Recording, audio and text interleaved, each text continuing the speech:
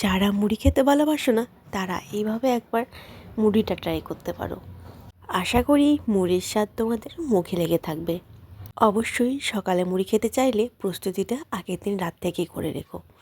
আমি আগের দিন রাতেরবেলা বেশ খানিকটা ছোলা ভিজিয়ে রেখেছিলাম। এবার ছোট্ট ছোট্ট করে পেঁয়াজ কুচি নিয়েছি, সাথে কাঁচা লঙ্কা নিয়েছি। তারপর কড়াইটাকে বেশ ভালো করে গরম করে সামান্য একটু সর্ষের তেলের মধ্যে গোটা জিরে দিয়েছি। গোটা জিরেগুলো বেশ একটু ভাজা হয়ে এলে কেটে রাখা পেঁয়াজ আর কাঁচা লঙ্কা দিয়েছি।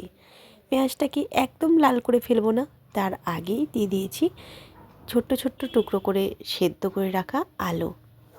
তারই সাথে ভেজানো ছোলা ও স্বাদ মতো লবণ দিয়ে বেশ খানিকক্ষণ গ্যাসের ফ্লেমটাকে লো করে উল্টে পাল্টে নিয়ে নামিয়ে রাখলাম।